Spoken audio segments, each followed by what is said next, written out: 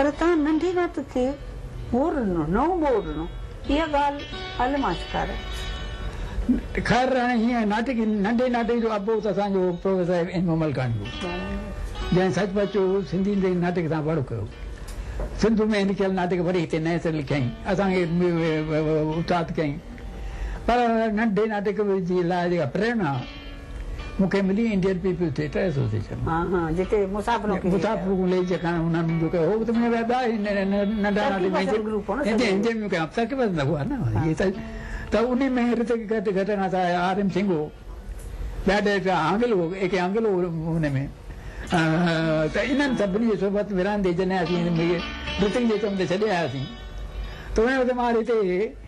मदन जुमानी ईशू नावानी इन्हनि जे भगवंती भाउ इन्हनि जे मदद सां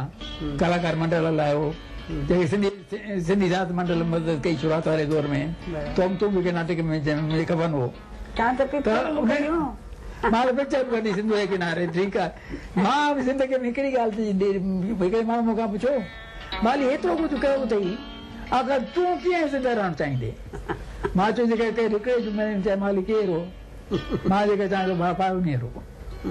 फलाणी ॻाल्हि जी पावनीर हिंद कई पहिरीं सिंधी कहाणी जी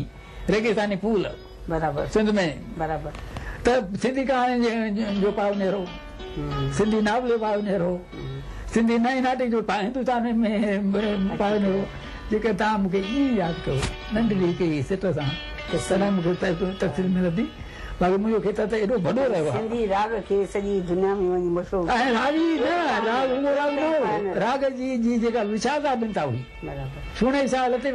डिस्को ताईं भगवंत खे वञिबो भगवंत खे वञिबो जेका शाहूकारी खे असां संगीत जी ॾेखारे सघियासीं कॾहिं न थी अॼु ॾींहं ताईं न थी ओराम स्टेज ते अचे लोली स्टेज ते अचे स्टेज सिंधी सरपंच पैदा थिए आहे न ठीकु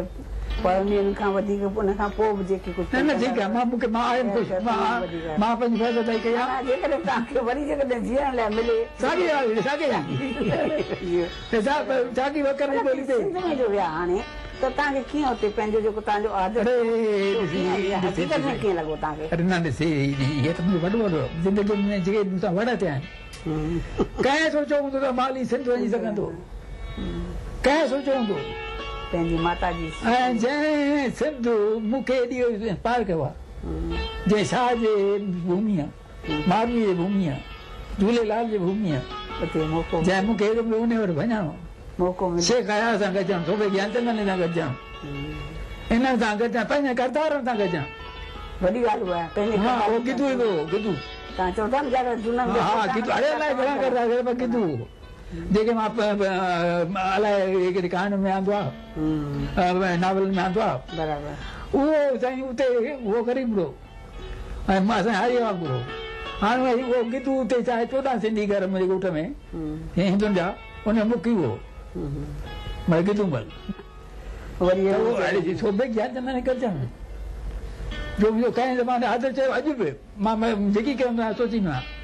सोबे खे इहा ॻाल्हि पसंदि ईंदी या न ईंदी अॼु मां थो चवां सिंध में आहे त चयो मोहन जो दड़ो पुष्पा लिखी मोहन जो दड़ो पर मां थो चवां मोहन जो दड़ो ठीकु आहे उहो हूंदो पर आम्हूं साम्हूं हिन माण्हू खे ॾिसो जेको आदर्शन जे सदके एतिरी कुर्बानी था कई एतिरा साल जेल में वञी सघे तव्हां हेॾो कुझु कयो तंहिंखां पोइ कॾहिं ईअं सम्झो था का भुल कई जेका भुल जेका भई ॿिए जन्म में न करियो मां जेकर हिकिड़ी ॻाल्हि आहे त सियासत में रहियुसि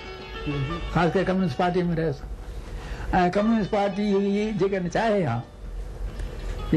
यक वजूद रहिया उहो नज़रियो रखे हा अवामी पार्टी ते रहिया त मुमकिन आहे त अॼु उहा का ॻाल्हि थी आहे पर हुननि जेको 1942 जी हलचल खे पूरी रीति न ॾिठो ऐं तंग नज़रिए सां तंहिंजे करे चयोमांसि मां हिते आयुसि मूंखे चवंदो कम्यूनिस्ट पार्टी में दाख़िल थियो मां चयो न मुंहिंजी कम्यूनिस्ट पार्टी बि आहे मार्क्सिज़म बि आहे सूफिज़म बि आहे सभु आहे त सिंधी जाति जिंदह रहे सिंधी साहित्य जिंदह रहे तंहिं करे उहा हिकिड़ी ग़लती हुई जेका मूंखे ई झंडो मूंखे वञिणो त पाकिस्तान जिंदाबाद इहा ग़लती हुई छो पाकिस्तान जिंदाबाद थी पार्टी जी पॉलिसी हा छाकाणि पार्टी जी पॉलिसी ग़लति पॉलिसी हुई भई ॿिनि धर्मनि जे बुनियाद ते ॿिनि मज़हबनि जे बुनियाद ते मुल्क घुराइजे त ॿी ॻाल्हि त कंदे कंदे बची इहो पियो जे हलियो जज़्ब थी वञो पर जज़्ब थी वञो सिधो न पिया अचनि त ॿोली लिपी पिया अच्छा सियासतदान ऐं मां हुनजी दादाजी रामदास केरु मां नाला वाला नथो खणा पर मां हुनजे वखर में जेकॾहिं ईअं पियो जा त जेकॾहिं ग़लती करणी आहे लिपी फेराए त सभु वॼी फेरायूं न मां पंहिंजे साथियुनि खे चयो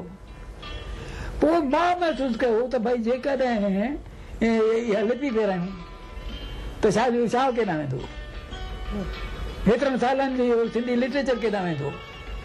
तंहिंजे करे कॾहिं सिंधी ॿोली माना सिंधी लिपि तंहिंजे करे देवनागरी जे चकर में अचण खां मां रहिजी वियुसि ग़लती कंदे कंदे बची वियुसि इहो बि सम्झो करे को वड़ा जेतिरा हेतिरा वड़ मुंहिंजे साहित्य मुंहिंजी ज़िंदगी में कया आहिनि इहो बि वड़ा बसि हाणे हर हिकु प्रांत में असांखे साहित्य अकेडमी मिलियूं आहिनि जिन खे लखें रुपया मिलिया आहिनि पंहिंजे असांजे साहित्य लाइ ख़र्चण लाइ उन मां साहित्य जा किताब टुकू पुड़कू कढायूं तंहिंखां हर प्रांत में जेकॾहिं ज़बरदस्ती हिकिड़ो वॾो हिकिड़ो आंदोलन शुरू करे छॾियूं हर सिंधीअ खे जीअं अॻु में चवंदासीं खादी ड्रेस पाईंदड़ पंहिंजे मुल्क जो सिपाही आहे ईअं चऊं जेको माण्हू सिंधी लिपि लिखी पढ़ी ॼाणे थो उहो असांजी सिंधी जो पको सिंधी सिपाही आहे आमीन